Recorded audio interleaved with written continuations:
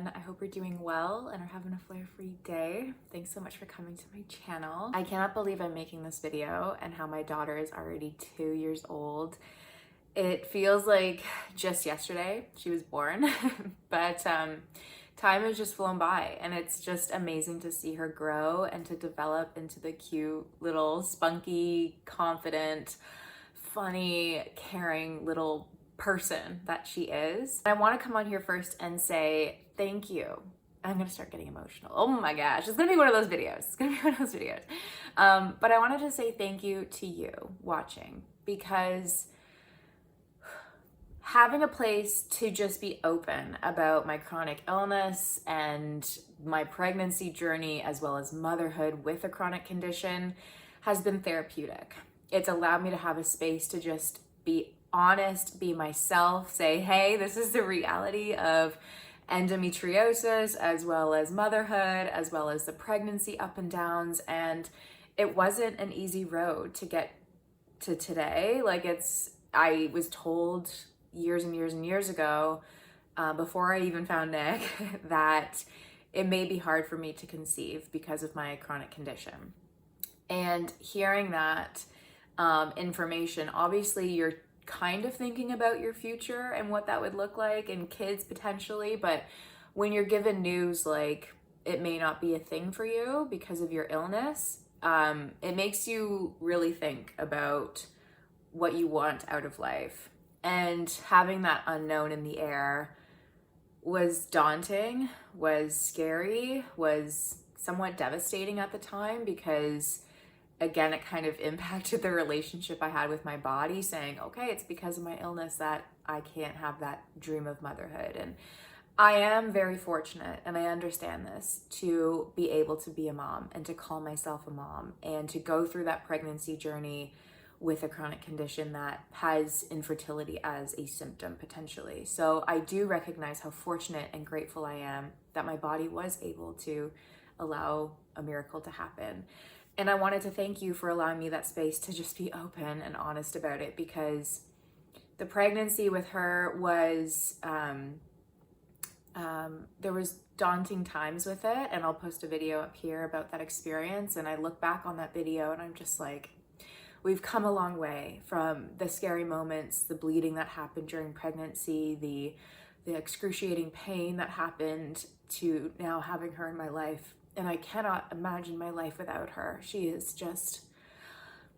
just lights up the room, and she lights up wherever she goes. And I'm just so incredibly honored to be her mom and to watch her grow. And being with her, I get to see life again in her eyes, and like, yeah, that's a tree and it is magnificent. Or like, that is a butterfly. Isn't it crazy how it just like flies and has all these colors? And little things in life have really just been eye-opening, if that makes sense. Like, I think we're so busy with our day-to-day lives, we get stuck in the routine of work, school, whatever it is, and we forget to just stand still and look around and view things as a kid again, which has been an honor as well, to be able to relive and to enjoy time together with her when she's so little. I want to look back on the past 2 years and be honest about that experience, on what I felt at the beginning versus how I feel now 2 years in.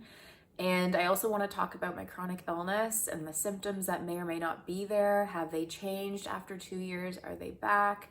I want to kind of shed light on my personal story and my body and how it's kind of changed over time, and just everything related to motherhood with a chronic illness and 2 years into it. 2 years ago, I was nervous to become a mom, to be truthful. I think you can plan as much as you can plan, but once you have that little being in your hands, it's like, it's your journey, it's your story, it's your path to make it what you want. And I think I was overwhelmed at the beginning when I look back, and it kind of just all happened so quickly. The birth itself was only 5 hours from water breaking to her being in my arms. It was a snowy, beautiful November afternoon, and I just remember, like, the moment I held her, it was, my life had changed forever. And part of that is you grieve the past version of yourself that got you to that position of motherhood. And I remember holding her 2 years ago and just thinking of all the versions of M that have come before that moment, and just thanking them and thinking like, we made it, even though we were told it may not happen for us, even though it was super painful during the pregnancy, even though there were ups and downs throughout life that we didn't know if we would be able to be a mom.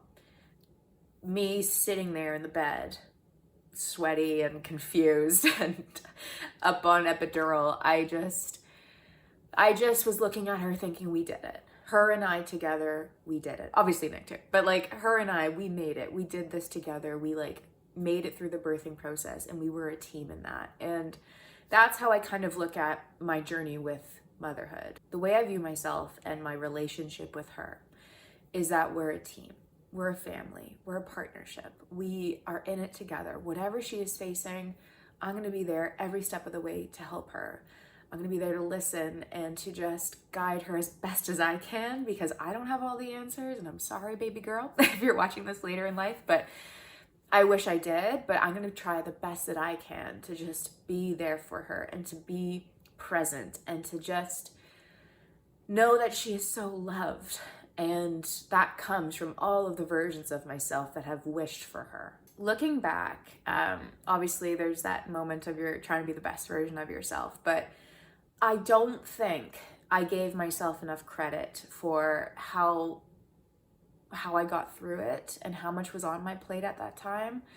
I was suffering with anxiety and depression postpartum, and I noticed and recognized it, and I have a video about that too around my gaslighting experience recently on how I didn't reach out for help immediately. I wanted to try and figure it out on my own and be a fighter and, try and just do it because I felt like I'm a mom. I need to be here. I can't have time for myself because it's all towards this baby. And I think that's a common thought as a parent. You want to be there. You want to be 100%. But I think looking back, I don't think I was 100% fully there as a person because I was suffering mentally with my depression and anxiety that came forward.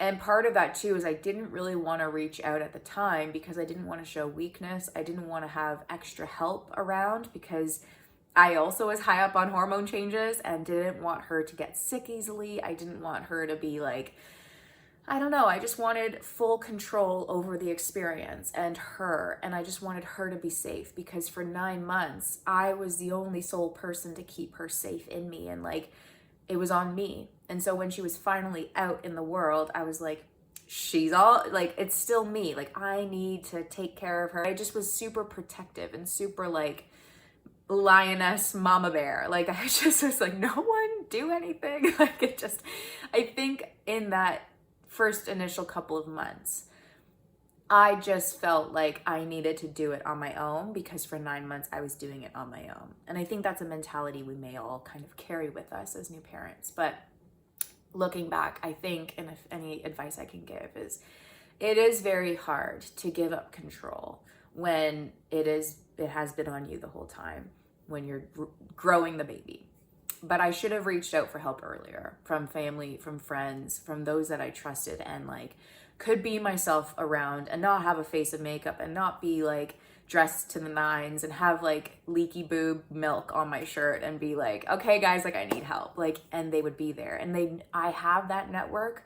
I just never reached out, even if they did say, can we help with anything? Do you need anything? Like, can we drop stuff off? It was like, no, it's okay. It's okay. No, it's all good. I should have reached out for help sooner because I realized to raise a child, you do need a community. And I don't think I had that for myself, if I'm being completely honest. I also was suffering again with anxiety and depression postpartum, and I've been open about that. I have been susceptible in the past to anxiety and depression, and with that in the mix too, I didn't want to reach out for help. I should have gotten help earlier because I just wasn't. I feel like you want to show up 100% for your child and your family, and you want to do it all at the beginning. And you can't do it all. And that's the reality. As an A-type person, I need to keep reminding myself that I need to give up some control. I can't always control the scenario or the environment or people's actions or things. It's too much to carry on your own. And so if I could give any advice to my past self, it was we could have reached out for help earlier.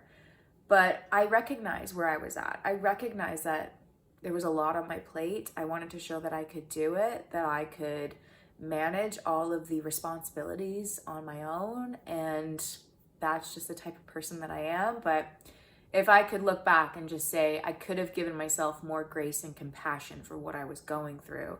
And part of that grace and compassion should have been giving myself some help and getting that additional support that I definitely needed in the first couple of months. I do want to be honest too about the relationship with your partner that you have when a baby comes forward. And over the past 2 years, myself and Nick have worked very hard to strengthen our relationship and our foundation, to really reconnect with one another, because when a baby is in the mix, as well as a chocolate lab who's 2, they're like the same age, but you kind of lose sight a little bit of the two of you and the relationship that you've built over time to get to a place where you start a family. And I think this is very common when it comes to, you know, bringing a baby into the mix of your relationship. Oftentimes, instead of focusing on each other, it's obviously focused towards the baby, as it should. And you kind of lose sight of your relationship. When I look back on our relationship, there was a strain at the beginning, and we were trying to figure out this new being, this new cute baby, and how to, you know, navigate the nights and the feedings. And a lot of it is on the mom. A lot of it is if you're breastfeeding, the baby needs you for food. And if you're, bottle feeding, the partner can be a little bit more involved, which is great. And we were trying to find the balance 2 years ago of what does life look like with a baby. And I did feel a bit of resentment because he was still working. I was on maternity leave, and it's not that was the resentment. It was more like I felt like my life was put on hold and I was not working. I didn't really know who I was as a person. My identity had kind of shifted from the person I knew to now a mother. I wish I could go to work and talk to a human being or like an adult, to have an adult conversation. And I just would sometimes hear him in the living room, talking on the phone with a colleague about work, and I'm like, oh, that would be so cool to be on that project or talk about that. But you miss a bit of that identity that you once had, and you feel like you're missing out, and you see your partner still living that life that seems out on your side unchanged, because they get up every day the same way they did before the baby came. They go to work the same way they did before the baby. They're part of the dinner process and all of that, but you feel like your life has changed completely when you look at your partner and you're like, has your life changed the same? And there was that resentment and that guilt that I had and he had, that, he wished it wasn't that way. He wished, I didn't feel that part, and he was very supportive. And it just was hard too in that mix 2 years ago, because Nick's job is very demanding and he works extremely hard and he is very good at what he does. And so part of that responsibility for him is that he has to travel a lot between teams. So the job really brought him from Toronto, Ottawa, and Montreal here in Canada. And that was still in the mix when she was born. And so I felt like, again, I was losing a bit of that professional identity, but he had that sense of responsibility on himself too, to provide for the family, to work. And we had to really sit down as a couple and say, is this routine working for us? Is this gonna last for 2 years with this type of work routine? It's not manageable to be gone for so long, and he's missing important milestones from her while he's working. And it honestly was a really difficult time for our relationship. I felt like our connection had been stretched thin. I felt like I wasn't seeing him as often because of the work. And I don't think I noticed it as much before our daughter came, because I was busy with work. I was like, okay, you have to go to Montreal. Okay, I'll see you later, or I'll see you tomorrow, or I'll see you Thursday. Or it wasn't a thing until I was the sole person taking care of this baby on my own. And that's part of the reason why I should have reached out earlier for support, because part of that was I was alone. I was doing it on my own. And that's part of that resentment too. And therapy has helped our relationship a lot. Nick and I think our strength, and I will be honest about this, is our communication. I am not someone to just sit on my feelings. If there's something on my brain, I'll be like, we need to talk about this immediately. I need to get it off my brain because I don't want it to blow up if I like don't talk about it. And Nick is a very open communicator, very emotional, very caring and sensitive and empathetic, and is there, and like the two of us together are a really good team, and we recognize that. And it was just like bringing each other back to each other. And part of that is, you know, having date nights, going out once a month, if anything, or once a week, or reconnecting over dinner, or just making time and space for one another. Because with a baby in the mix, it does get very difficult to connect as like partners, because you're like, have they been fed? Are they at daycare? What's going on? And a book I read one time was like, there's ebbs and flows with relationships, and you come together and you grow apart, and you come together and you grow apart. And that is like throughout life, you're constantly trying to navigate the chapters and the changes between who you are as a person and who they are as a person, and everything else in the mix. And it's always recognizing that sometimes there will be chapters where you're kind of distant, or you recognize that you need to work on your foundation and your relationship, and that can bring you closer together. And it's always a balancing act. And I also heard something too, that you're a team and a partnership, and sometimes one person is running and they're ahead and they're leading the pack, and the other one is walking. And sometimes that's the opposite. Sometimes the other's running and they're winning and they're getting all these things, and they're zooming through life and through all the goals and things that they want to accomplish, and the other person is walking. But you're still part of the same team, and you don't want to get too far ahead of one another to lose sight of that teammate. You always want to come and reconnect and say, hey, like things might be going this way for me in my life and my trajectory, but you're still part of that story. You're still a partner with me, and I'm still here with you, and I'm still, you know, we're winning the race together. And that's something that was important to recognize too. So again, I want to be open about that too, that 2 years ago was a bit tricky, but over the past 2 years, we have worked extremely hard to open communication, to change our own ways as well. Like I can be stubborn and stuck in my ways, and I had to do a lot of changing too, and recognizing that there are things in the mix that I need to like give and sway with, and the same with Nick. He needs to give and sway a little bit too. And we've come to an agreement of what work looks like and the structure of travel, and it's nothing really now. Like he's traveling a little bit to Montreal, but it's not Toronto, and it's not to the Ottawa office.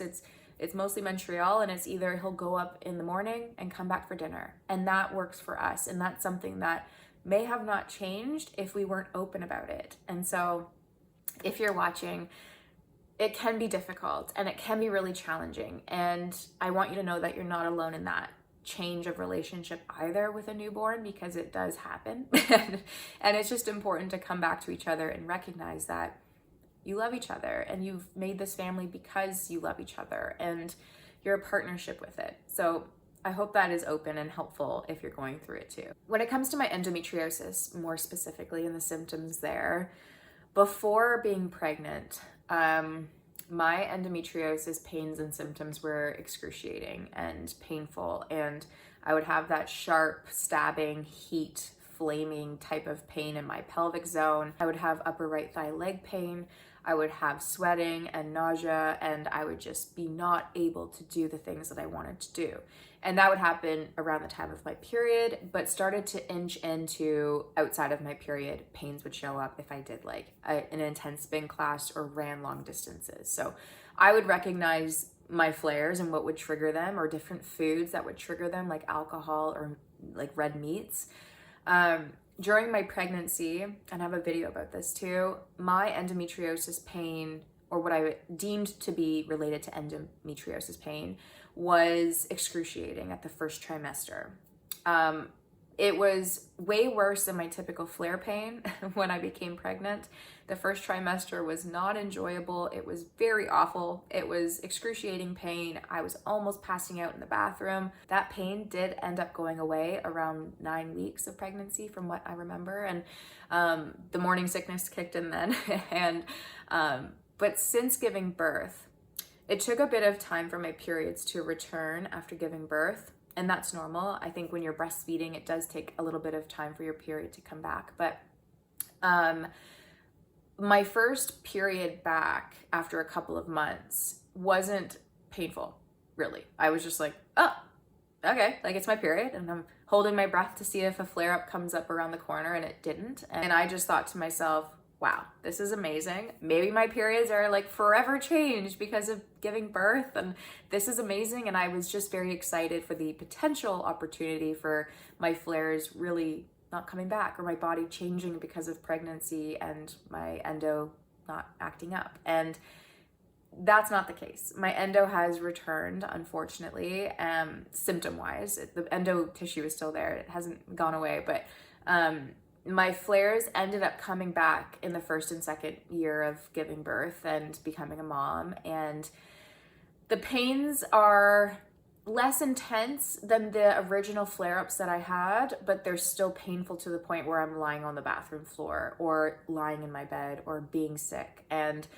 I've been open about this too in a recent video about migraines being a new constant symptom around the time of my period. And that is a new symptom since giving birth for me. And so my symptoms have changed since giving birth. The intensity has changed a little bit. New symptoms have come forward, unfortunately. And it's just kind of relearning your body. And I feel like in the past 2 years, there was a version of myself that wasn't pregnant. Then there was a version that was pregnant. And now the version of motherhood who, all different stages had different bodies, different symptoms, different experiences. And it's navigating that relationship with my body again, on relearning myself, relearning triggers for my endo flares, relearning what new symptoms are coming forward for me. So it's been a journey in itself that way of motherhood with a chronic illness, because not only are you learning your baby and the new stages that come with them, but you're relearning yourself and the new stages of your body and your symptoms that come forward with your period. And so that's been eye-opening as well. And I think for myself, again, it's a journey of rediscovery and love. And I'm relearning myself and trying to give myself grace and compassion in that too, and recognizing that, okay, my body has changed and I have to roll with the punches on that, for better or for worse. And I'm in it for the long haul with me and myself. And I'm the one waking up every day and being the champion for myself and saying, we can do this. And it's always the self-talk that really makes a difference. And so being positive, being open and saying, okay, like, Em, this is a really hard day. And like, it's okay. You're going through something really tricky and really hard. And I recognize that. It's like internally talking to myself as if I was talking to my best friend. And it's truly, it seems cliche, but you are your best friend. You're in it forever. Like, you've been through every scenario and experience and situation with yourself. Like, you know yourself the best. And so I'm just relearning myself as well, which has come with highs and lows, but I'm always just trying to have good, positive self-talk and say, it has been tricky, it has been really difficult, but I'm doing the best that I can do with the resources that I have. And it makes it sometimes tricky with motherhood in the mix too, because again, with flares, I'm taken away sometimes from my daughter or Nick when they're together, and I can hear them laughing, and I'm stuck in a room or in a bed because of my flare. And I've come to recognize that that's my normal and that's my reality, and it's not everyone's story, but that's my motherhood story. And if I can show anything about it to my daughter, it's that I tried to protect her from seeing mommy in pain, and I tried to protect her from, I guess this is my mindset. If she ends up like dealing with endometriosis herself or another chronic condition, I don't want her to live through the pain earlier than she needs to, if that makes sense. Like, if she has to live with excruciating endo flares when she starts getting her period around whatever age, I don't want her to say, I've already lived through this pain before, because I want her to enjoy her childhood. I want her to enjoy happiness and pain-free life if she does end up having endometriosis or another chronic condition. And so there's a battle there too of saying, I want to protect her from this, and I want her to enjoy her childhood and not, experience pain through somebody else earlier than she needs to. But there's another side of me too that I don't want to hide parts of myself from her. I want her to, see mommy and say, okay, mommy has this thing sometimes, but it's a balance I'm trying to figure out on, you know, showing, is it too early for her as a 2-year-old? Will she remember? Will she know? Is it okay to open up and say, this is what's happening? I think yes, at some point she will see it happen.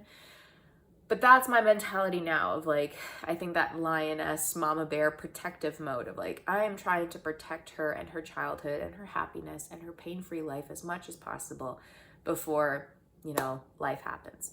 So I'd be curious to hear down below if you've been open with your little ones or your nieces or nephews or kids in your life on your flares and your endo, and have they seen it happen? I think it's a good learning and discussion opportunity to say this is what happens, and bodies are different and beautiful, and this is mommy's body, but I'm still trying to navigate what that looks like and how I can kind of word it, and I'm not quite there yet, but I'd be curious to hear down below if you have any experience or tips because they would be very helpful for me. When it comes to my daughter, oh, I'm getting emotional. Like a love letter to her if I could. You have changed my life for the better. And what I talk about on here has nothing to do with the person that you are. You are like such a beautiful, beautiful little baby. And you're happy and you're spunky and you're funny. You actually, like, she looks at me and she's, mommy, what you doing? I'm like, oh, I'm going to the bathroom. She's like, okay. Or like, I don't know. She just is so funny and so like in tune with her emotions as well. I remember one time mommy was sad, and she did see mommy sad, and she goes up to me as if she was a doctor, and she had a little hat on with like a little tilly string, and she puts the string like on me, and she goes, mommy better, mommy better.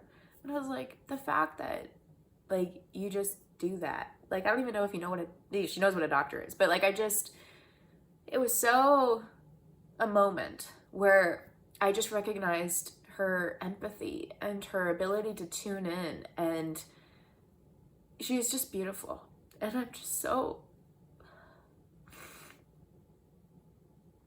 I'm so lucky to be her mom, honestly. Like, if I would be blessed, obviously, with any baby that happened to be my child, but for her to be mine, I just feel so honored and so like privileged to say, this is my daughter. This is who she is. Like, she's a character, but she is ours, and she's also her own person. And my wish for her is to just enjoy childhood, enjoy every moment.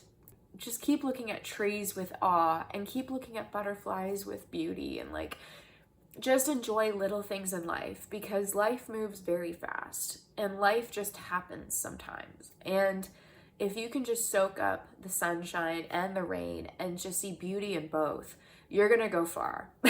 And I know you're gonna go far, but just keep seeing beauty and keep seeing light in everything that you do, because her favorite color is yellow. And she always tells everybody, yellow, yellow, yellow. And that is a perfect color to describe her. She is sunshine in human form. And so if I know everywhere she goes, she just brings sunshine and light and laughter. And I just hope she just knows how special she is and how loved she is and how yellow she is, if that makes sense. And so 2 years postpartum, I have learned a lot. I have learned a lot about myself. I've learned a lot about my illness. I've learned a lot about my daughter, and I've learned a lot about my relationship with my partner. And all of it, when I sit here today, has been beautiful. Even the messy, gritty, yucky, mucky parts are beautiful because they have led me to where I am now. So obviously a lot learned, a lot gained. I'm very blessed, and I know this, and I cannot wait to see her grow into the beautiful, wonderful person that I know she will continue to be. And if you're watching and you're a new mom, or you're going to be a mom, you got this. You got this. The messy parts are fun too, kind of, but you will get through it. You will get through the hard times because you're you, and you've gotten through all of the hard times before. And the challenges are there to kind of help you grow as a person, even though they're hard to go through sometimes. And you're like, I'd rather stay the person that I am. I realize that I'm better for it.